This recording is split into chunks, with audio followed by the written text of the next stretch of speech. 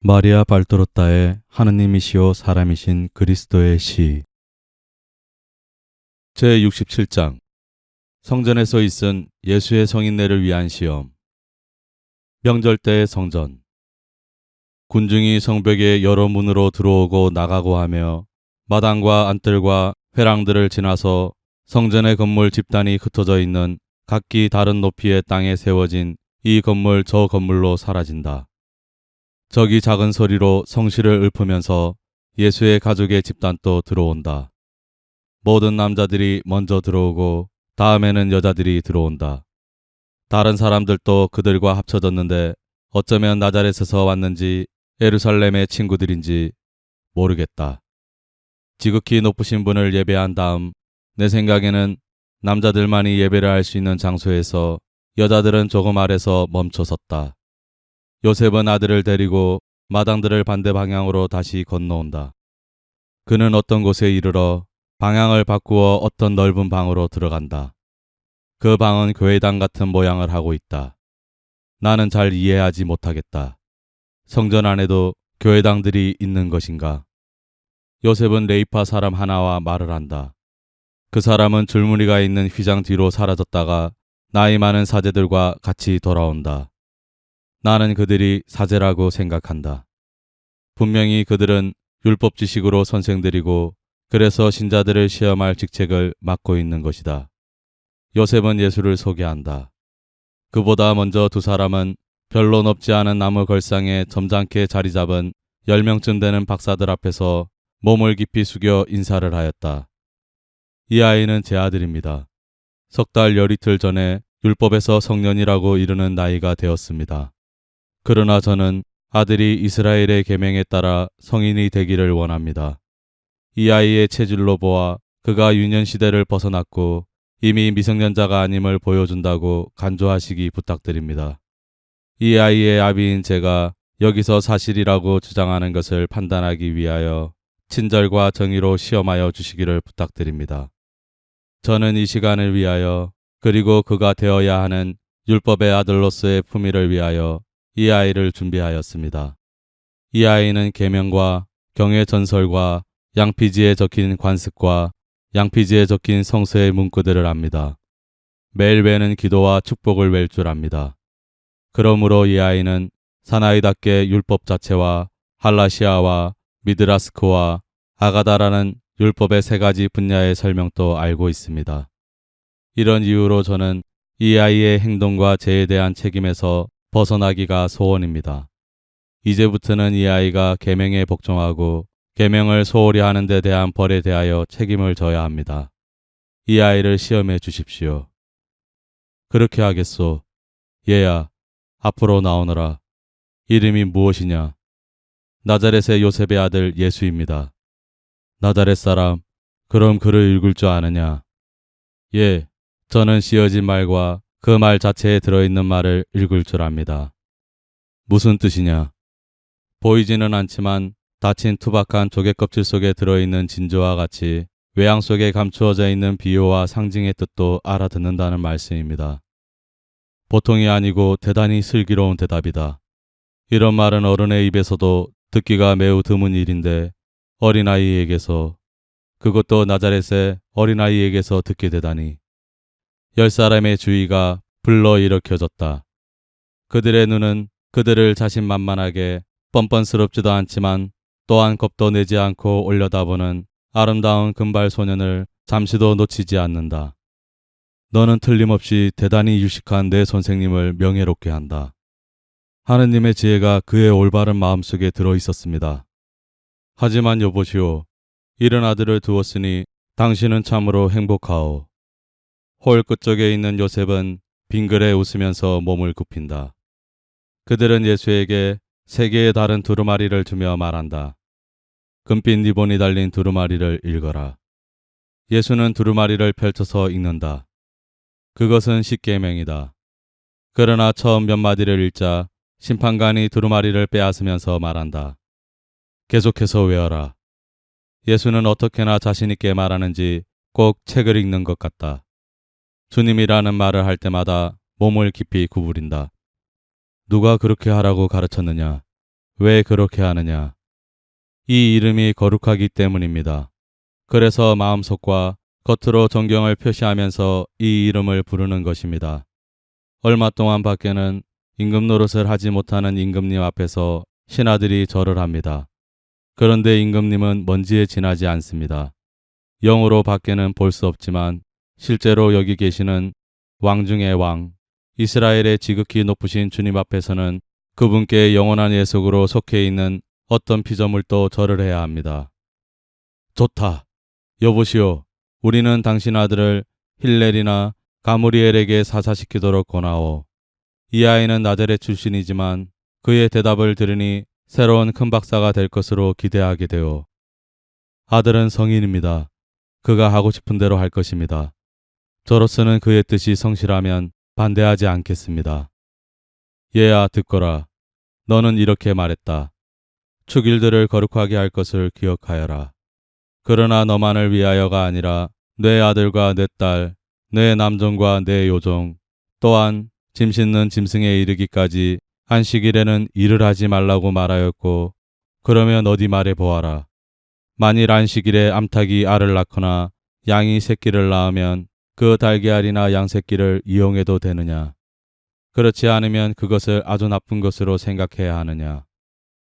저는 많은 율법 박사님들이 제일 마지막 분인 시암미 선생님은 여전히 살아계십니다만 안식일에 난 달걀은 계명을 지키지 않았다고 단언한다는 것을 압니다. 그러나 제가 생각하기에는 사람 다르고 짐승이나 또는 새끼를 낳는 것 같은 동물적 행위를 하는 것이 다릅니다. 만일 제가 짐 싣는 짐승에게 일을 시키면 제가 그 죄의 책임을 집니다. 그것은 제가 채찍으로 위협해서 짐승에게 일을 시키는데 종사했기 때문입니다. 그렇지만 암탉이 그 난소에서 성숙해진 알을 낳거나 양이 새끼가 나올 시기가 되었기 때문에 안식일에 새끼를 낳으면 이 행동은 그 자체로도 죄가 아니고 하느님이 보시기에도 죄가 아니며 안식일에 나는 달걀도 양 새끼도 죄로 더럽혀지지 않습니다. 안식일에 행한 일은 무엇이든지 죄가 된다면 어째서 그것은 죄가 안 된단 말이냐? 새끼를 베고 낳는 것은 하느님의 뜻에 맞는 것이고 하느님께서 각 피조물에게 주신 법칙으로 조절되는 것이기 때문입니다. 그런데 암탉은 일정한 형성의 시간이 지난 다음에는 알이 완전해지고 나아질 준비가 다 된다는 것을 예견한 이 법칙을 따르는 일밖에 하지 않습니다. 양도 만물을 창조하신 하느님께서 정해놓으신 이 법칙에 복종하는 일밖에 하지 않습니다. 창조주께서는 1년에 2번 꽃이 핀 풀밭에 봄의 미소가 올 때와 나무들의 잎이 떨어지고 추위가 사람들의 가슴을 잴 때에 양들의 본능에 복종하도록 조절해 놓으셨습니다. 그것은 수확 때문에 가장 피곤하게 하는 달들이나 서리 때문에 가장 을신연스러운 달들을 위하여 그 후 다른 시기에 양분 많은 젖과 고기와 치즈를 주기 위해서입니다. 그러므로 양이 때가 되어 새끼를 낳으면 그 새끼는 신성한 것으로 볼 수 있고 창조주께 복종한 결과이기 때문에 제단에 바쳐도 되는 신성한 것으로 생각할 수 있습니다. 나는 시험을 그만두겠소. 그의 놀라운 지혜는 어른들의 지혜를 앞지르오. 아니요. 이 아이가 상징들도 이해할 수 있다고 말했으니 이해의 말을 들어봅시다. 우선 시편 하나와 축복과 기도문을 외라고 합시다. 계명들도 그럽시다. 미드라시오를 외워라. 예수는 태연하게 이것을 하지 말아라, 저것을 하지 말아라 하는 것을 지루하게 줄줄 웬다. 만일 불평하기 좋아하는 우리가 지금 또 그 모든 구속을 받아야 한다면 정말이지 구원받는 사람은 하나도 없게 될 것이다. 됐다. 이제는 초록색 리본이 달린 두루마리를 펴라. 예수는 펴서 읽기 시작한다. 더 앞으로 가서, 좀 더 앞으로 가서. 예수는 시키는 대로 한다. 됐다. 읽고서 상징이 있다고 생각되거든 설명하여라. 거룩한 말씀에는 상징이 없는 일이 드뭅니다. 그래서 우리가 그 상징을 찾아내고 그것을 적용할 줄 모르는 것입니다. 그럼 읽겠습니다. 열왕기 4권 22장 10절. 공보 대신 사반은 왕에게 대사제 힐키야가 저에게 책을 한 권 주었습니다 하면서 왕의 면전에서 크게 읽었다. 그 율법책의 내용을 듣자 왕은 자기의 옷을 찢었다. 그리고는 이름들은 건너뛰어라 명하였다. 이번에 찾아낸 이 책에 여러 가지 말씀이 기록되어 있는데 그것에 대하여 나와 온 유다 백성이 어떻게 해야 할 것인지 야훼께 나가 여쭈어 보시오. 이 책에 기록되어 있는 말씀대로 하라고 하셨는데 우리 선조들이 그 말씀을 따르지 않았으므로 우리가 불길 같은 야훼의 진노를 사게 되었소. 그만하면 되었다. 이 사실은 지금으로부터 여러 세기 전에 일어난 일이다. 옛날 연대기에 있는 사실에서 너는 어떤 상징을 발견하느냐? 저는 영원한 것을 시간 안에 한정해서는 안 된다고 생각합니다. 하나님은 영원하시고 우리의 영혼도 영원하고 하나님과 영혼의 관계도 영원합니다. 그때 벌을 유발했던 것은 지금 벌을 유발하는 것과 같은 것이고 죄의 결과도 마찬가지입니다. 그것은 무슨 말이냐? 이스라엘은 이제는 하느님에게서 오는 지혜를 알지 못하게 되었습니다. 빛은 하느님께 구할 것이지 보잘것없는 인간들에게 청할 것이 아닙니다. 그리고 정의와 하느님께 대한 충성 없이는 빛이 없습니다. 그래서 사람들은 죄를 짓고 하느님께서는 진노하셔서 벌하시는 것입니다. 우리가 이제는 지식이 없다고? 아니, 너 무슨 말을 하는 것이냐? 그러면 613가지 계명은? 계명들은 있습니다. 그러나 그것들은 말에 지나지 않습니다. 우리는 그것들을 압니다. 그러나 실천에 옮기지는 않습니다. 그러므로 우리는 그것들을 알지 못하는 것입니다. 상징은 이런 것입니다. 즉, 사람은 누구나 주님의 뜻을 알고 그분의 진노를 자기에게 불러오지 않게 그 뜻에 동의하기 위하여는 주님께 여쭈어 볼 필요가 있다는 것입니다. 이 아이는 완전하오. 엉큼한 질문의 함정도 이 아이의 대답을 당황하게 하지는 못하였소. 이 아이를 정말 교회당으로 데려가게 하시오. 그들은 더 넓고 더 잘 꾸며진 방으로 건너간다. 여기서 처음 하는 일은 예수의 머리를 짧게 하는 일이다. 요셉이 굽슬굽슬한 머리 잘린 것을 받는다. 그런 다음 그의 빨간 옷에 허리를 여러 바퀴 도는 긴 허리띠를 매준다. 그의 이마에 팔과 겉옷에 불꽃처럼 생긴 작은 헝겊을 붙인다. 그것들을 장식핀 같은 것으로 고정시킨다. 그런 다음 성시를 읊는다. 그리고 요셉은 긴 기도로 주를 찬미하고 아들 위에 여러 가지 축복을 청한다. 예절이 끝났다. 예수는 요셉과 같이 나온다. 그들은 그들이 떠나갔던 곳으로 돌아온다. 가족들의 모임이다. 그들은 어린 양 한 마리를 사서 바치고 나서 목을 딴 희생제물을 가지고 여자들 있는 곳으로 간다.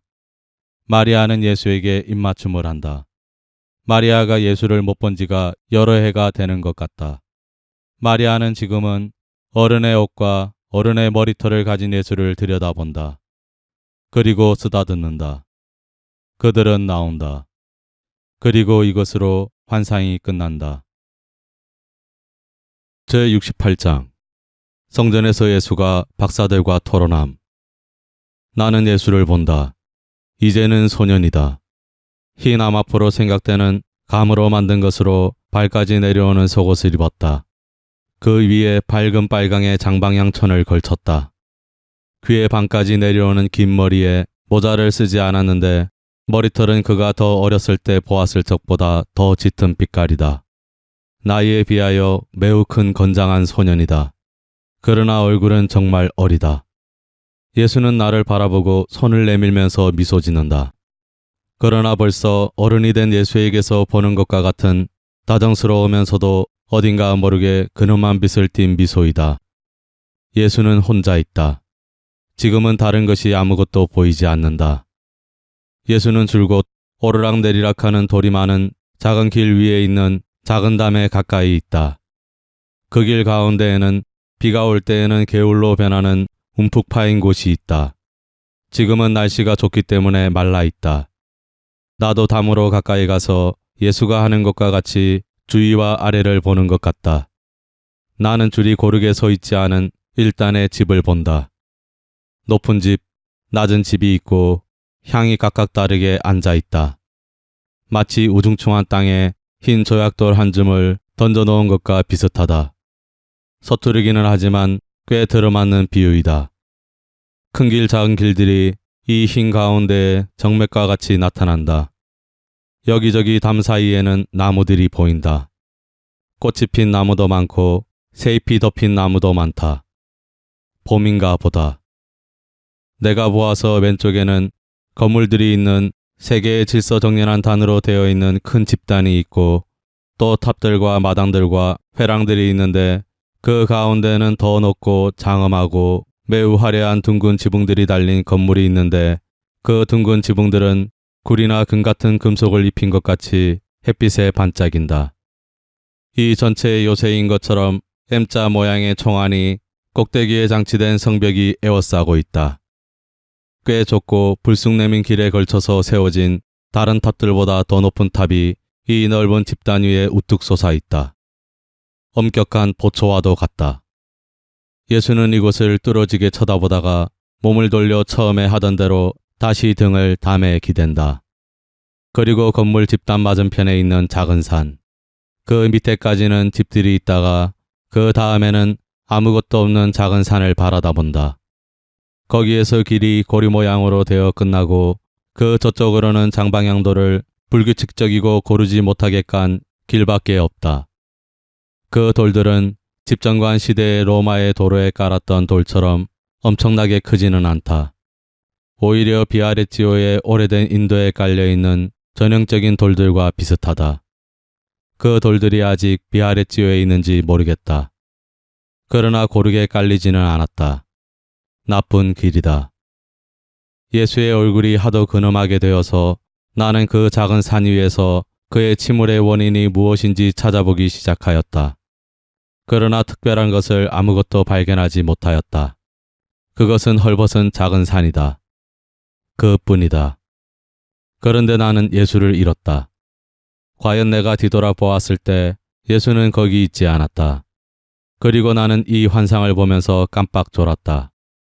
이 환상의 기억을 가슴에 간직한 채 잠이 깨었을 때 모든 사람이 자고 있기 때문에 기운과 평온을 좀 되찾은 다음 내가 한 번도 가본 적 없는 어느 곳에 가 있게 되었다. 마당들과 샘들과 집들이 있다. 아니 집이라기보다는 오히려 정자들이다. 사실 그것들은 집보다는 정자들 같다. 거기에는 옛날 히브리 사람들식의 옷을 입은 많은 군중이 있고 몹시 시끄럽다. 주위를 둘러보고 내가 예수가 바라보고 있던 그 건물 집단 안에 있다는 것을 깨닫는다. 과연 그곳을 둘러싸고 있는 총안이 있는 성벽과 보초를 서는 것 같은 탑과 한가운데 우뚝 솟아있는 장엄한 건물이 보인다. 그 건물에는 매우 아름답고 넓은 회랑들이 기대서 세워졌는데 거기에는 이런 일 저런 일을 하고 있는 많은 군중이 있다. 나는 예루살렘 성전 경내에 있다는 것을 깨닫는다. 펄럭이는 긴 옷을 입은 바리사이파 사람들과 아마포로 만든 옷을 입고 가슴 꼭대기와 이마와 다른 부위 곳곳에 귀금속 판을 달고 있는 사제들이 보인다. 대단히 비싼 띠로 허리를 졸라맨 매우 넓은 흰옷 여기저기에서 그 금속판이 번쩍인다. 그리고 그보다 덜 요란스럽게 차린 다른 사람들도 있는데 그 사람들도 역시 사제 계급에 속한 사람들 같으며 더 젊은 제자들에 둘러싸여 있다. 나는 그들이 율법 박사라는 것을 알게 되었다. 나는 이 모든 인물들 가운데를 방황하고 있으면서 내가 거기 무슨 볼 일이 있는지를 모른다. 나는 신학 토론이 시작된 박사들의 어떤 집단에 가까이 간다. 많은 무리도 그리로 가까이 온다. 박사들 가운데에는 우두머리 노릇을 하는 가므리엘이라는 어떤 사람과 토론할 때 가므리엘을 지지하는 거의 소경이 되다시피 한 다른 노인 한 사람이 낀 집단이 있다. 그 노인은 힐렐이라고 부르는 소리가 들리는데 이름 첫머리에 기시금이 있다는 것을 알기 때문에 H자를 붙였다. 가물리엘이 그를 신뢰와 존경을 가지고 다루는 것으로 보아 그의 선생이거나 친척인 것 같다. 가물리엘 집단은 더 폭이 넓은 견해를 가지고 있는데 더 수요가 많은 다른 집단은 쉬암마이라는 사람이 지휘하는 집단으로 사납고 태보적인 비타협성으로 특정 지어진다. 이 비타협성을 복음 성서는 매우 명백하게 설명한다. 많은 제자의 집단에 둘러싸여 있는 가물리엘은 메시아의 내림에 대하여 말하고 있다. 다니엘의 예언에 의거하여 그는 메시아가 벌써 왔을 것이라고 주장한다. 사실 예언에서 알려준 바 있는 성전 재건 법령으로부터의 70주가 한 10년 전에 지나갔다는 것이었다. 그러나 시암마이는 성전이 재건된 것은 사실이지만 이스라엘의 노예 상태는 더 심해졌을 뿐이고 예언자들이 평화의 왕이라고 부르는 메시아가 가져왔어야 할 평화가 세계에도 없고 특히 원수에게 압제를 당하는 예루살렘에는 평화의 그림자도 없다고 단언하면서 가물리엘을 공격한다. 시암마이는 적이 일체의 애국적 봉기를 그들의 검으로 진압할 준비를 갖추고 있는 로마 군대가 꽉 들어찬 안토니아 탑이 내려다 보이는 성전의 경내에까지 감히 그의 지배를 몰고 온다고 주장하면서 가물리엘을 공격한다. 궤변투성이의 토론이 질질 끈다. 양쪽 대가가 박식을 자랑해 보이는데 그것은 경쟁자를 이기기 위해서라기보다는 듣는 사람들의 감탄을 자아내기 위한 것이다. 이 의도는 명백하다. 빽빽한 그 열성 분자들 가운데에서 또렷또렷한 어린아이 목소리가 울려 나온다. 가물리엘 선생님의 말씀이 옳습니다. 군중과 박사들 무리의 동료가 보인다. 방해자를 찾는다. 그러나 찾을 필요도 없다. 방해자는 숨지 않고 스스로 나타나 선생들 집단 쪽으로 가까이 간다. 나는 소년 예수를 알아본다. 예수는 총명한 눈을 반짝이며 자신만만하고 솔직하다. 너는 누구냐? 하고 사람들이 묻는다. 율법이 명하는 것을 행하려고 온 이스라엘의 아들입니다. 과감하고 자신 있는 대답으로 인하여 예수는 호감을 얻고 찬성과 호의를 나타내는 미소를 받게 된다. 사람들은 이스라엘 소년에게 흥미를 느낀다. 이름이 무엇이냐? 나자렛의 예수입니다. 시암마의 집단에서는 호의가 줄어든다. 그러나 가물리엘은 더 친절하게 힐레가 동시에 대화를 계속한다. 아니 그보다도 가물리엘이 노인에게 저 아이에게 뭘 좀 물어보십시오 하고 공손하게 말한다. 뇌 확신의 근거는 무엇이냐 하고 힐렐이 묻는다. 나는 길이를 줄이고 더 분명하게 하기 위하여 대답 첫머리에 이름을 써놓겠다. 예수. 시기에 대해서 그르칠 수가 없는 예언과 예언이 실현될 시간이 되었을 때 같이 일어났던 표징들의 근거를 두고 있습니다. 카이사르가 우리를 지배하고 있는 것은 사실입니다. 그러나 70주가 지났을 때는 카이사르가 그의 영토에 호구조사를 명령할 수 있을 정도로 세계가 평온하고 팔레스티나가 조용하였습니다. 그의 제국에 전쟁이 있고 팔레스티나에 반란이 있었더라면 그렇게 하지 못했을 것입니다. 이 기간이 지나간 것과 같이 성전의 완성으로부터 62주 더하기 1주라는 다른 기간도 끝나갑니다. 그래서 메시아가 바쳐지고 그를 받아들이지 않는 백성에게 그 예언의 계속이 실현될 것입니다. 여러분은 의심을 하실 수 있습니까? 동방의 현자들이 보았고 바로 유다의 베들레헴의 하늘에 와서 머물렀던 별을 기억하지 못하십니까? 그리고 야곱 시대부터 그 후로 예언들과 환상들이 그곳을 베들레헴 출신인 다윗을 통하여 야곱의 아들의 또 아들인 메시아의 탄생을 맞아들이기로 된 곳으로 가리킨다는 것을 기억 못하십니까? 순결과 믿음으로 인해서 눈이 뜨이고 귀가 열렸던 동방의 현자들은 그 별을 보고 메시아라는 그 별의 이름을 알아차리고 세상에 켜진 빛에 경배하려고 왔습니다. 창백한 시선을 한 시암마이. 너는 베들레헴 에프라타의 별이 나타났을 때 메시아가 났다고 말하는 것이냐? 예수. 그렇게 말하는 것입니다. 시암마이. 그러면 그는 이미 이 세상에 없다. 얘야, 너는 헤로데가 베들레헴과 그 근방에서 난지 하루에서 2년까지의 모든 사내 아이를 죽이게 했다는 것을 모르느냐? 성서를 그렇게도 잘 알고 있는 너니까 부르짖는 소리가 울려 퍼졌다. 라켈이 제 아이들의 죽음을 슬퍼하며 우는 것이다. 하는 이 말도 알겠구나. 죽어가는 라켈의 울음을 거두어들인 베들레헴의 산과 골짜기는 그 울음소리로 가득하였고 어머니들이 학살된 그들의 아이들을 슬퍼하며 되풀이하였다. 그 어머니들 가운데에는 분명히 메시아의 어머니도 있었다. 예수, 노인장 어른, 틀리셨습니다.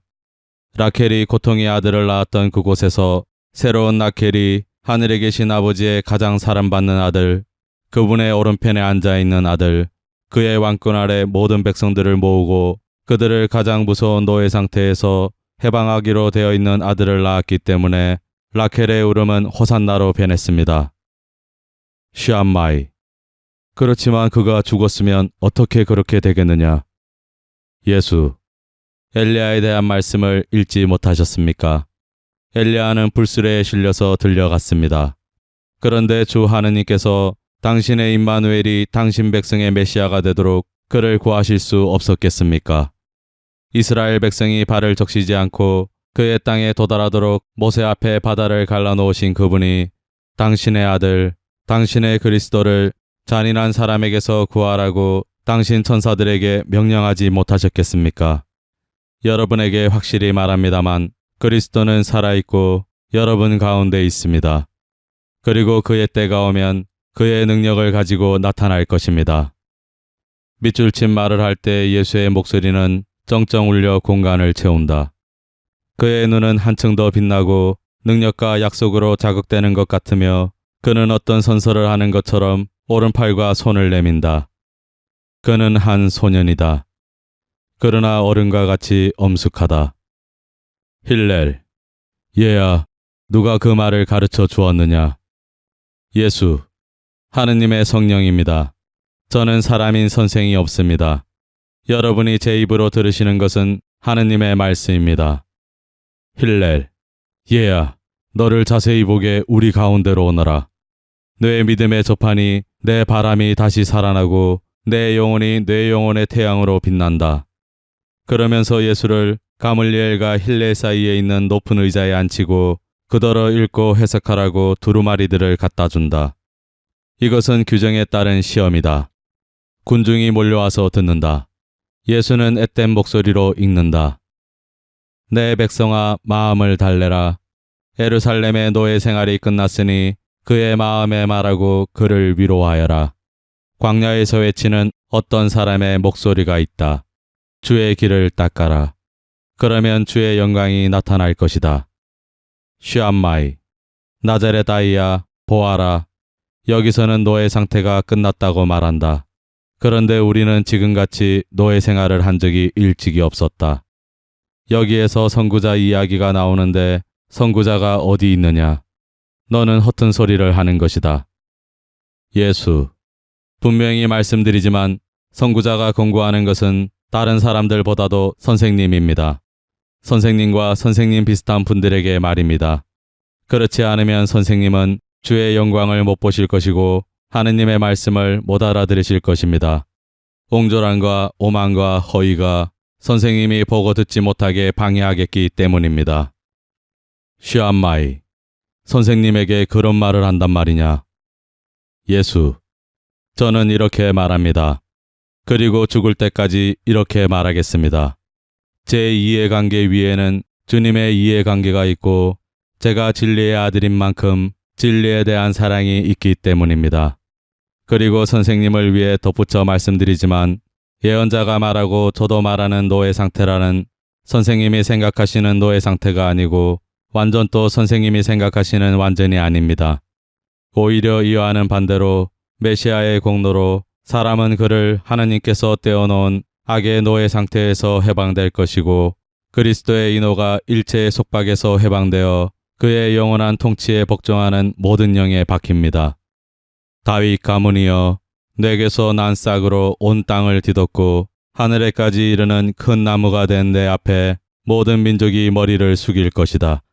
하늘과 땅에서 모든 입이 그의 이름을 찬미할 것이고 모든 사람이 하느님의 축성을 받은 사람이며 평화의 왕인 사람 앞에 무릎을 꿇을 것입니다. 자기 자신으로 모든 필요한 영혼을 취하게 하고 굶주린 모든 영혼을 배불리 먹여줄 그 사람, 땅과 하늘 사이에 계약을 맺을 그 사람 앞에 무릎을 꿇으라는 말씀입니다. 하느님께서 이스라엘 백성의 조상들을 에집트에서 나오게 하셨을 때 아직도 그들을 종으로 취급하면서 그들과 맺으셨던 것과 같은 계약이 아니라 사람들의 영에 구세주의 공로로 그들에게 새로 부어진 은총과 더불어 하늘에 계신 아버지라는 생각을 새겨 넣으면서 맺는 계약입니다. 구세주를 통하여 모든 착한 사람이 주님을 알 것이고 하느님의 성전이 다시는 쓰러지지도 헐리지도 않을 것입니다. 슈암마이, 야, 너 하느님을 모독하는 말을 하지 말아라. 다니엘을 상기하여라. 다니엘은 그리스도가 죽은 다음 성전과 성도가 그를 위해서 올 국민과 두목에 의하여 파괴될 것이라고 말하였다. 그런데 너는 하느님의 성전이 다시는 파괴되지 않을 것이라고 주장하는구나. 예언서들을 존중하여라. 예수, 선생님께 확실히 말씀드립니다만 예언자들보다 나은 어떤 사람이 있는데 선생님은 알고자 하는 의지가 없기 때문에 지금 또 알지 못하시고 후에도 알지 못하실 것입니다. 그리고 제가 말한 것이 모두 참말이라는 것을 선생님께 단언합니다.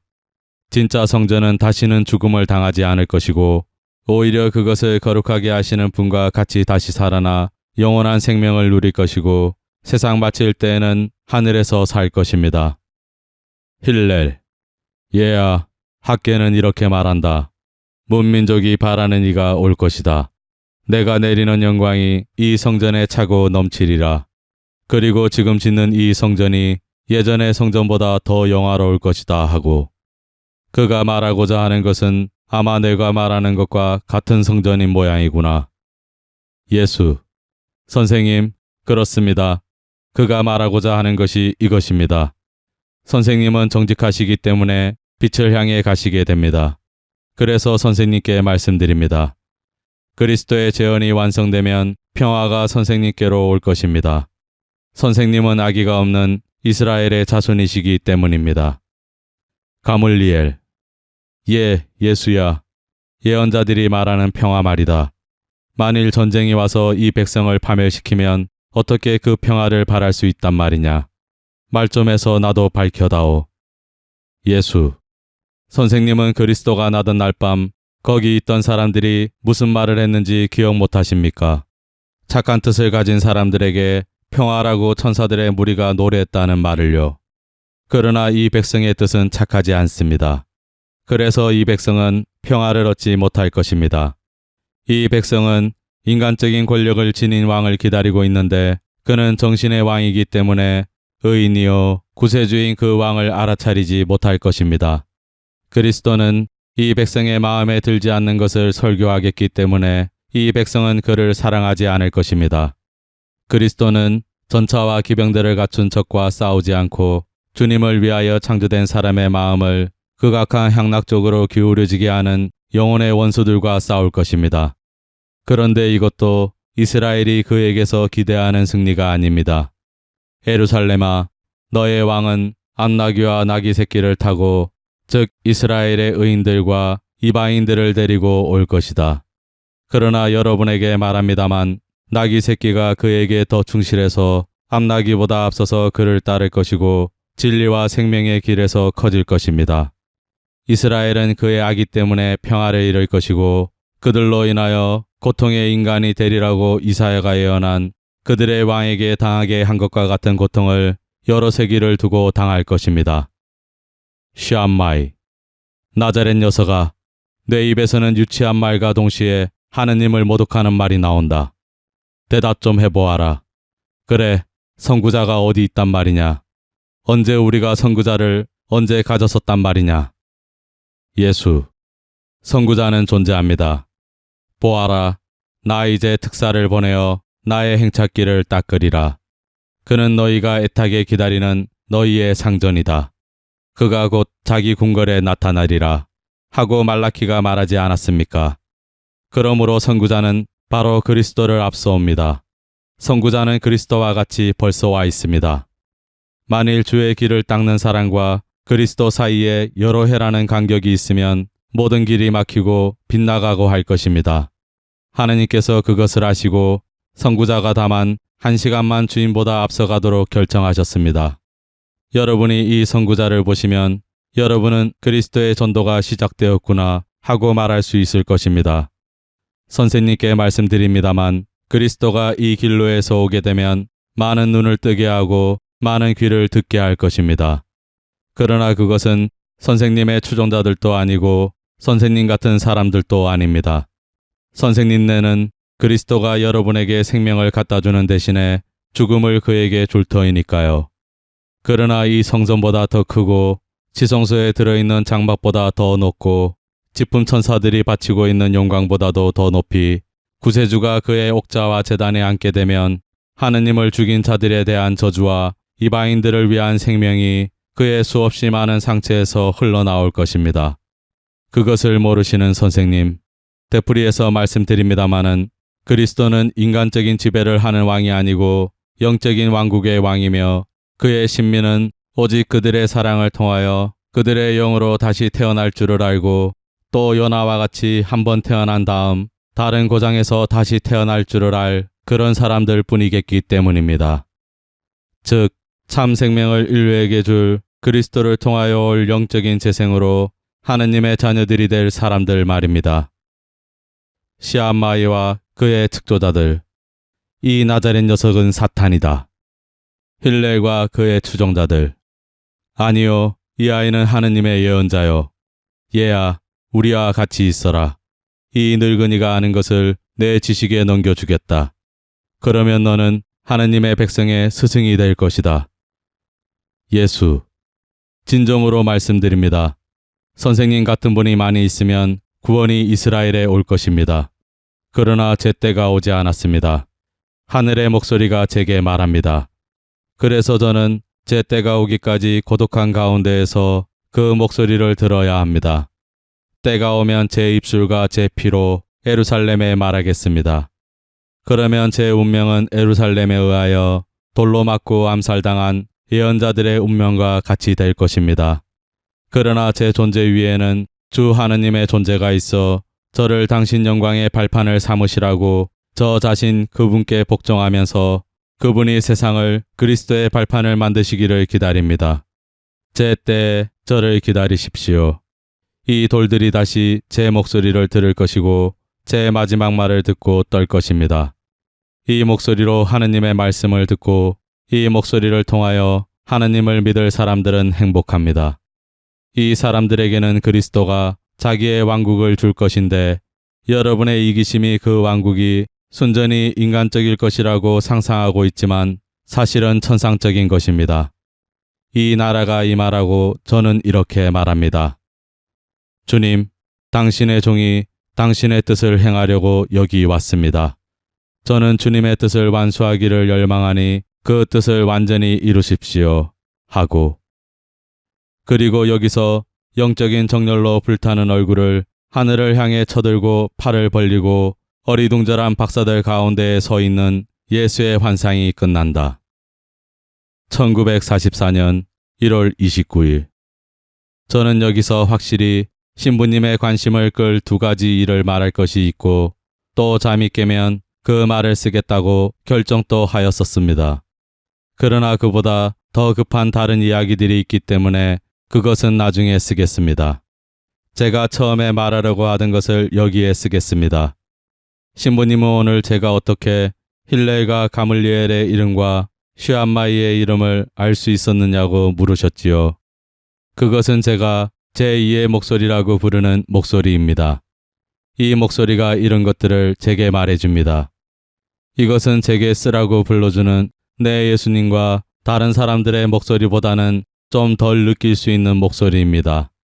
이 목소리들은 벌써 말씀드렸고 다시 되풀이해 말씀드리지만 진짜 목소리들인데 제 영적인 오성이 그것을 마치 인간의 목소리인 것처럼 지각합니다.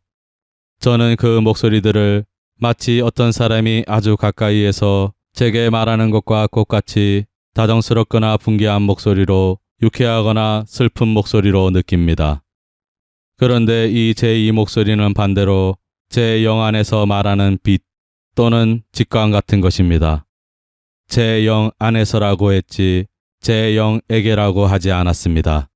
이것이 하나의 실마리가 됩니다. 그래서 어떤 노인 옆에서 몹시 열렬히 말하는 저명인사가 누구인지 알지 못한 채 토론하고 있는 사람들의 무리에 가까이 갔을 때 제 안에 있는 제2 목소리가 가물리엘, 힐렐이라고 말했습니다. 예, 먼저 가물리엘의 이름을 말하고 다음에 힐렐의 이름을 말했습니다. 의심의 여지가 없습니다. 이 인물들이 어떤 사람들인가 하고 생각해 보고 있는데 그 내적 지도교사가 마침 가물리엘이 그의 이름을 부르는 그 순간에 기분 나쁜 제3의 인물을 제게 가르쳤습니다. 이렇게 해서 바리사이파 사람같이 보이는 그 사람이 누구인지를 알 수 있었습니다. 오늘 이 내적 지도교사는 제가 예수님 돌아가신 후의 세계를 보고 있었다고 알려줍니다. 환상을 볼 때에는 이런 일이 매우 자주 있습니다. 이 내적 지도교사가 저 혼자서는 파악하지 못할 터인데 그것을 이해하는 것이 필요한 어떤 세부 사항들을 깨닫게 해줍니다. 설명을 잘 드렸는지 모르겠습니다. 그러나 예수님이 제게 말씀하기 시작하시기 때문에 이 문제는 이쯤으로 끝내겠습니다. 제69장 예수의 행방불명으로 인한 마리아의 고통. 예수께서 말씀하신다. 작은 요한아, 참아라. 이것은 다른 이야기이다. 그런데 내 지도신부를 기쁘게 하고 작품을 완성하기 위하여 이 다른 이야기를 다루자. 이 일은 제 수요일인 내일로 미루기를 원한다. 나는 내가 이 힘드는 일을 끝내기를 원한다. 너를 나와 같이 고통을 당하게 하기를 원하기 때문이다. 뒤로, 대단히 뒤로 물러가자. 내가 12살 때 토론을 하고 있는 성전으로 돌아가자. 예루살렘으로 가는 길과 예루살렘에서 성전으로 가는 길에까지로 돌아가자. 너는 남자들의 집단과 여자들의 집단이 모였을 때 마리아의 고통을 알겠지. 마리아는 내가 요셉과 같이 있지 않은 것을 본다. 마리아는 그러나 남편에 대하여 화를 내서 냉혹하게 비난을 하지 않는다. 모든 여자가 그렇게 하였을 것이다. 그 여자들은 그보다 훨씬 못한 일을 가지고도 남자가 항상 가정의 우두머리라는 것을 잊고 그렇게 할 것이다. 그러나 마리아의 얼굴에 나타나는 고통이 그 어떤 비난보다도 더 요셉의 마음을 아프게 한다. 마리아는 일장의 극적인 장면을 버리지 않는다. 그보다 훨씬 못한 일을 가지고도 다른 여자들은 사람들의 주목과 동정을 끌려고 그렇게 하였을 것이다. 그러나 몸이 떨고 얼굴이 창백해지고 눈이 엄청나게 떠지는 것으로 마리아가 고통을 억제하고 있다는 것이 하도 분명해서 울고불고 하는 것보다도 더 마음을 뒤흔들어 놓는다. 마리아는 이제 피로도 허기도 느끼지 못한다. 그러나 하루의 행정이 길었고 벌써 오래전부터 아무 음식도 들지 않았었다. 그러나 모든 것을 다 버려둔다. 사람들이 준비하던 잠자리도 나누어 주려는 음식도 모두 다 버려둔다. 온 길을 되돌아간다. 저녁 때라 어두워지기 시작한다. 상관없다. 한 걸음 한 걸음이 예루살렘으로 돌아가게 한다.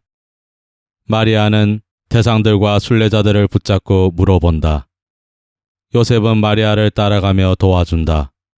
하루를 반대 방향으로 걷고 나서 성도를 돌아다니며 안타깝게 찾는다. 그의 예수가 어디에, 대간절 어디에 있을까? 그런데 하느님께서는 그렇게 오랜 시간 동안 마리아가 나를 어디에 가서 찾아야 할지 모르도록 허락하신다. 어린이를 성전에서 찾는다는 것은 무의미한 일이었다. 어린이가 대간절 성전에서 무엇을 할 수 있었겠느냐 말이다. 고작 시내에서 길을 잃어 성전에까지 그 안에까지 그 작은 발걸음으로 돌아왔다면 그의 애처로운 목소리가 엄마를 불러 어른들과 사제들의 주의를 끌었을 것이고 이들은 대문들의 게시판을 달아 부모를 찾을 생각을 하였을 것이다. 그러나 게시판도 없었고 시내에서 아무도 그 어린아이에 대하여 아는 것이 도무지 없었다. 예쁘다고, 금발이라고, 튼튼하게 생겼다고. 그러나 그렇다고 말할 수 있는 어린이는 얼마든지 있다. 내가 그 애를 보았습니다. 여기 있었습니다. 저기 있었습니다. 하고 누가 단언할 수 있기에는 너무나 부족한 것이었다. 그러다가 그의 미래에 3일간의 고민의 상징인 사흘 후에 마리아는 기진맥진하여 성전으로 들어가서 마당들과 현관들을 돌아다닌다. 아무것도 없다. 어린아이 목소리가 들리는 곳으로 가엾은 엄마는 달려가고 또 달려간다. 그리고 매하고 우는 어린 양들의 목소리까지도 그가 찾는 아들의 목소리같이 들린다. 그러나 예수는 울지 않고 가르치고 있다. 마리아는 한때 사람 저쪽에서 들려오는 정다운 목소리를 듣는다. 그 목소리는 이렇게 말한다. 이 돌들이 떨릴 것입니다. 하고. 마리아는 군중 사이로 길을 내려고 애를 써서 마침내 그렇게 하는데 성공한다. 박사들 가운데 똑바로 서서 팔을 벌리고 있는 아들이 저기 있다. 마리아는 신중한 동정녀이다. 그러나 이번에는 고통으로 인하여 그의 조심성을 떨쳐버렸다. 그것은 어떤 장애물도 무너뜨리는 터진 뚝과 같다. 마리아는 아들 쪽으로 달려가 의자에서 들어올려 바닥에 내려놓으면서 껴안는다. 그러면서 외친다. 아이고, 왜 우리에게 이런 짓을 했느냐? 사흘 전부터 우리는 너를 찾아 헤매고 있다. 얘야, 엄마는 걱정으로 죽을 뻔했다. 아버지는 기진맥진하셨다. 예수야, 왜 이랬느냐? 알고 있는 사람에게는 왜라고 묻지 말아야 한다. 왜 그런 행동 방식을 취했는지를 말이다. 부름을 받은 사람들에게는 왜 모든 것을 버리고 하나님의 목소리를 따르느냐고 묻지 말 것이다. 나는 지혜였으므로 알고 있었다. 나는 어떤 사명에 부름을 받았었고 그 사명을 다하고 있었다. 세상의 아버지 어머니 위에 하느님, 아버지 하느님이 계시다. 그분의 이익이 우리 이익을 앞지르고 그분의 애정이 다른 모든 애정보다 앞선다. 나는 내 어머니에게 그 말을 하였다. 나는 박사들의 모인 마리아를 가르침으로 박사들에 대한 가르침을 끝마쳤다. 그리고 마리아는 그 가르침을 절대로 잊지 않았다. 겸손하게 순종하는 내 손을 잡을 때 한 줄기 햇빛이 그의 마음에 돌아왔다. 그러나 내 말은 그의 가슴에 남아 있었다. 내가 아직 세상에 있을 21년 동안 해가 쨍쨍 내리쬐는 많은 날과 구름 낀 많은 날이 하늘 아래서 흘러갈 것이다. 이 뒤에 올 나머지 21년 동안에 그의 마음에는 많은 기쁨과 많은 근심과 눈물이 번갈아 지나갈 것이다. 그러나 마리아가 다시는 얘야, 왜 우리에게 그렇게 했느냐 하고 묻지 않을 것이다. 너희 거만한 인간들아, 이 교훈을 배워라. 나는 내가 보는 환상이 내게 대해서 가르쳐주고 설명해 주기를 원하였다. 그것은 내가 그 이상의 일을 할 수 있는 상태에 있지 못하기 때문이다.